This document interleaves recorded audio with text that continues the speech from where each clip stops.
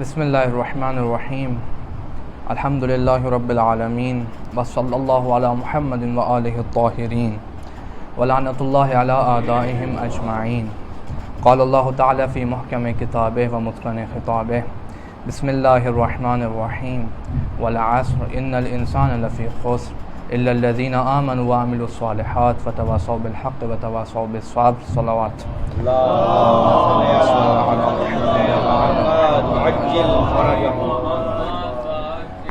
ایک اور بآواز بلند صلوات پڑھ دیں.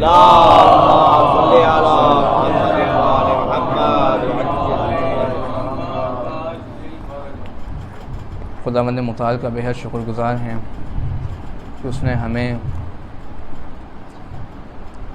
ایک ایسا وطن عطا فرمایا کہ جو اسلام کے نام پہ بنا ہے. بے شک یہ اس کی نعمتوں میں سے ایک نعمت ہے.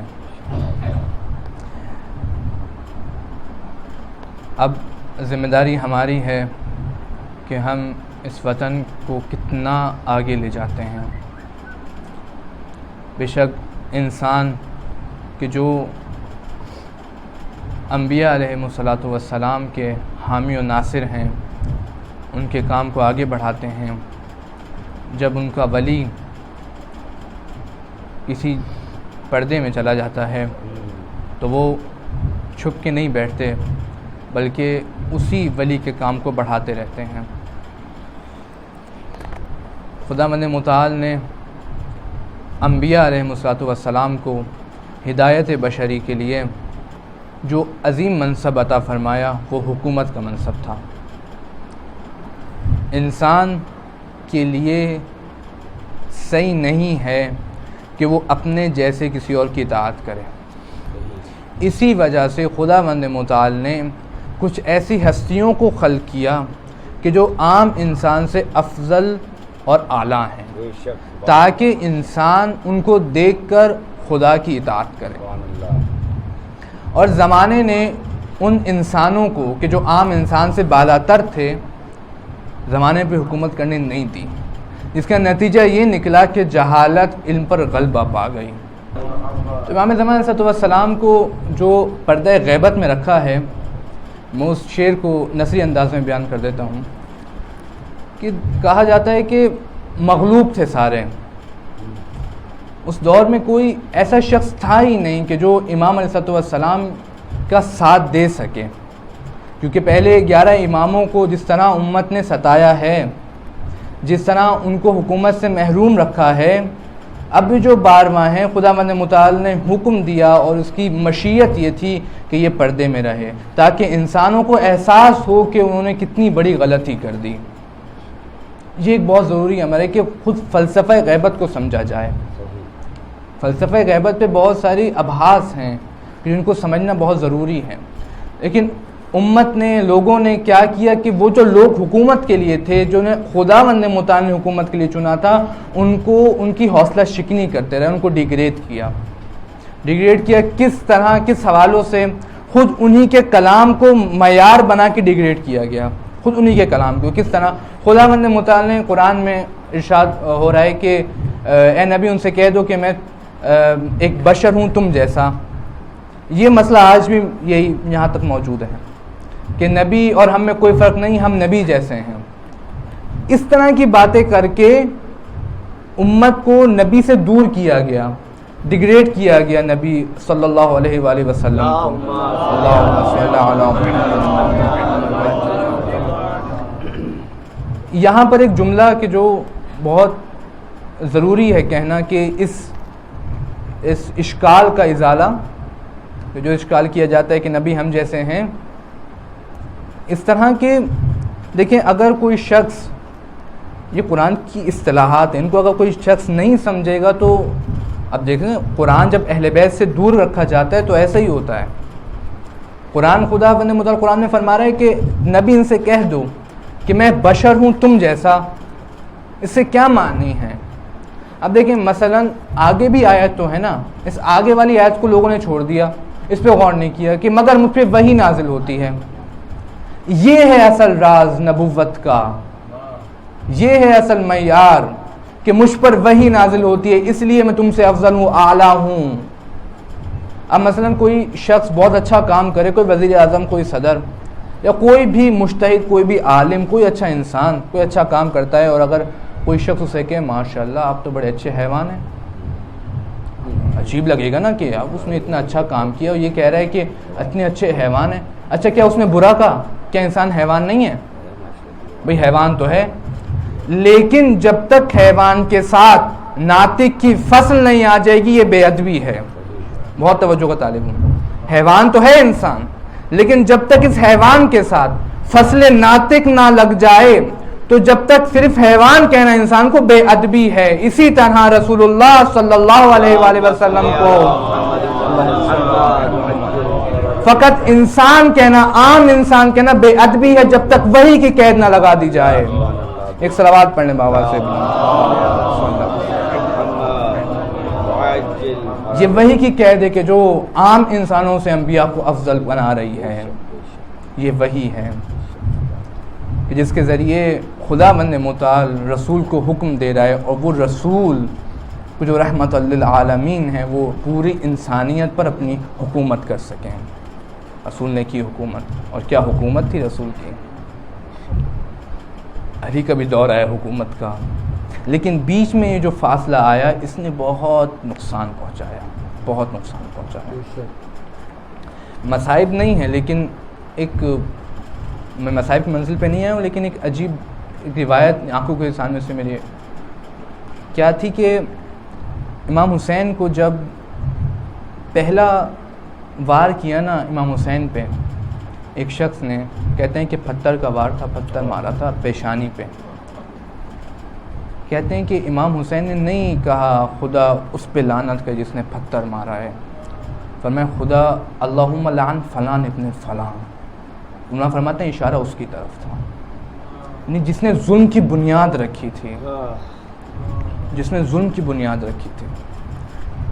اگر ان کو حکومت مل جاتی جن کو حق تھا حکومت کرنے کا تو کربلا بپا نہ ہوتی۔ تو آج جو دور اسلام پر ہے وہ نہ ہوتا، آج امام ہمارے پردے میں نہیں ہوتے، اور انسان اس نور سے محروم نہ ہوتے، اس چراغ کی روشنی سے اپنے آپ کو مستفید کر رہے ہوتے۔ لیکن کیا ہوا، امت نے اچھوں کو بہت مظلومیت سے شہید کیا، بہت مظلومیت سے۔ لیکن جو ان کے حامی اور ناصر تھے وہ اپنی جگہ ڈٹے رہے۔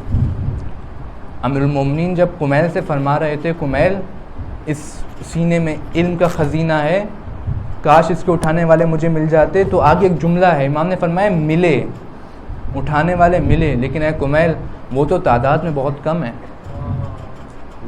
اور جو ان میں سے ملا وہ اس طرح کا ملا، آگے جو اس کی ان کے نقائص ہیں وہ بیان کیے امیر المومنین نے، جو ذہین تھا مگر قابل اعتماد نہیں تھا۔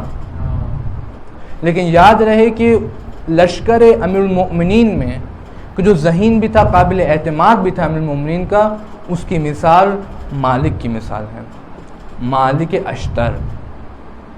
ایسا ہے امیر المومنین کا صحابی کہ واقعاً تاریخ رش کر رہی ہے مالک پہ۔ مالک کی بصیرت تو دیکھیے، کیا بصیرت مالک ہے۔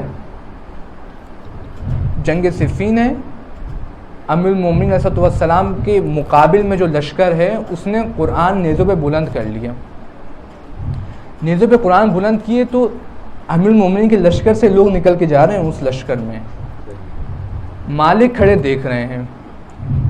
تو لوگوں نے جاتے ہوئے پوچھا مالک تمہیں شرم آنی چاہیے، دیکھو قرآن نیزوں پہ اٹھائے ہوئے ہیں، قرآن کو تو دیکھو۔ مالک نے کہا قرآن کو تو دیکھ رہا ہوں، جو کہ علی ابن ابی طالب ہیں، یہ تو کاغذ کے ٹکڑے ہیں۔ یہ مالک کی بصیرت ہے۔ اور جب مالک کے بعد، اور امیر المومنین کا کیا حال ہوا مالک کے بعد، امیر المومنین کے سامنے جب مالک کا تذکرہ ہوتا تھا مولا فرماتے تھے خدا کی قسم اگر مالک پہاڑوں میں سے ہوتا تو کوہ بلند ہوتا، اور اگر پتھروں میں سے ہوتا تو گوہر نایاب ہوتا۔ ایک صلوات پڑھنے بابا سے۔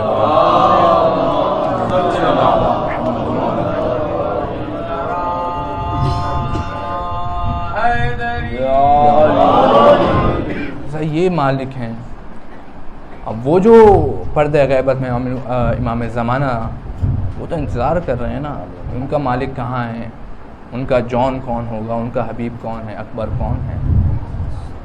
یہی وجہ ہے. اور یہ اصحاب حسین ایسے اصحاب حسین ہیں کہ حسین کو کہنا پڑ گیا کہ خدا کی قسم جس طرح کے اصحاب مجھے ملے ہیں نہ میرے نانا رسول کو ملے نہ میرے بابا علی کو ملے. یہ کیسے اصحاب تھے، کیسے اصحاب تھے. کچھ تو تھے حسین کے ساتھ، لیکن کچھ کو حسین نے خط لکھ کے خود بلوایا ہے. ان کی عظمت کا کیا کہنا کہ حسین کہہ رہے ہیں کہ میرے پاس آؤ، تمہیں ہماری ضرورت ہے اور ہمیں تمہاری ضرورت ہے. اے حبیب، مرد فقی کے نام خط، رجل الفقی حبیب ابن مظاہر، اور بعض روایت میں مظاہر. جب حبیب کا خط آیا، جب حبیب کے پاس خط آیا امام حسین علیہ السلام کا، دیر نہیں کی حبیب نے، فوراً چلے آئے کربلا. مقدمے باندھے لیکن فوراً چلے آئے کربلا. امام حسین نے خیمے سے دیکھا کہ کوفہ کی سمت سے دھول اڑ رہی ہے. سمجھ گئے آقا ابا عبداللہ، سارے دشمنوں کے چاہنے والے آ رہے تھے لیکن آج حسین کا چاہنے والا آیا ہے. فوراً بھیجا عباس کو، اکبر کو، دونوں کہا کہ جاؤ میرا مہمان آ رہا ہے، اس کا استقبال کرو. حبیب گھوڑے پہ ہیں، مولا عباس اور حضرت علی اکبر آتے ہیں، استقبال کرتے ہیں. روایت کہتی ہیں کہ جب پہنچے ہیں دونوں، آمنا سامنا ہوا ہے، تو حسین بھی اتنے میں خیمے سے باہر آئے. حبیب نے احتراماً اپنے آپ کو گھوڑے سے اتار لیا. اب آقا ابا عبداللہ سامنے ہیں، کیونکہ حبیب عظیم شخصیت ہے حسین کی. حسین نے زینب کو پہلے کہہ رکھا تھا کہ کوئی آئے گا مدد کرنے. زینب اس آس میں تھی، اور جب حبیب پہنچے ہیں، حبیب کی خبر زینب کو ملی ہے، تو حضرت فضہ باہر آئیں امام حسین کے کچھ آہستہ آواز میں کہتی ہیں. مولانا نے فرمایا فضہ، اے ماں فضہ خود حبیب سے فرما دیجئے. کہنے لگی اے حبیب، علی کی بیٹی زینب تمہیں سلام بھیج رہی ہے. اللہ اکبر. حبیب نے یہ سننا تھا، حالت متغیر ہو گئی. کہا وائے خاندان رسالت پر ایسا ستم کہ حرم اہل بیت ہم پہ سلام بھیجیں، ہم غلاموں کو سلام بھیجیں. مولا سے جنگ کی اجازت جب حبیب نے لی اور جنگ کی، روایت کہتی ہیں کہ حبیب اس عالم پیری میں بھی 80 لوگوں کو حبیب نے واصل جہنم کیا ہے، 80 سپاہیوں کو. اور جب ایک ظالم نے وار کیا نا، حبیب زخموں کی تاب نہ لاتے ہوئے زمین پہ گر گئے. حسین دوڑتے ہوئے خیمہ سے حبیب کے پاس پہنچے ہیں، اور جب پہنچے ہیں تو دیکھتے ہیں حبیب کی روح قفس انصری سے پرواز کر چکی ہے. اب کیا کرتے ہیں، دونوں ہاتھوں سے حبیب کو اٹھاتے ہیں اور خیمے کی جانب لے کے جاتے ہیں. عجیب بات ہے، جہاں پر حضرت اکبر اور حضرت عباس رکے اور کہتے ہیں بابا ہمیں حبیب کا لاشا دے دیجئے. مولانا نے فرمایا نہیں، حبیب میرا دوست ہے، میں خود اسے گنج شہیدہ میں لے جاؤں گا. عجیب عجیب روایتیں، عجیب مراحل ہیں. عزادارو، ایک وقت ایسا آتا ہے جب یہ قافلہ کوفہ پہنچا ہے نا، تو آپ جانتے ہیں روایت کہتی ہیں کہ قاسم ابن حبیب کربلا میں نہیں تھے، کوفہ پہنچے تو قاسم نے دیکھا کہ یہ جو سر ہے نا وہ میرے بابا کا ہے. عجیب روایت ہے، یہ میرے بابا حبیب کا سر ہے. خولی سے کہا مجھے سر دے دے. خولی نے کہا نہیں، یہ سر نہیں مل سکتا، اپنے ساتھ کے پاس جاؤں گا، انعام لوں گا. کہا انعام میں تجھے دیتا ہوں، یہ سر مجھے دے دے، میرے بابا کا سر ہے. کہا نہیں ممکن نہیں ہے، شمارش ہوگی، یہ سر کم ہو گیا تو مشکل پیدا ہو جائے گی. اچھا، یہ قافلہ گزر گیا. جب شام میں پہنچا نا تو روایت کہتی ہے قاسم ابن حبیب 10 نوجوانوں کے ساتھ اس لشکر پہ حملہ ہوئے، خولی سے سر لینے میں کامیاب ہوئے. اور ایک عجیب مرحلہ ہے، سید سجاد کے سامنے سے گزرتے ہیں، اللہ اکبر، اور آہستہ سے کہتے ہیں جس کا جوان بیٹا زندہ ہونا اس باپ کا لاشا نو کے نیزہ پہ نہیں ہوتا.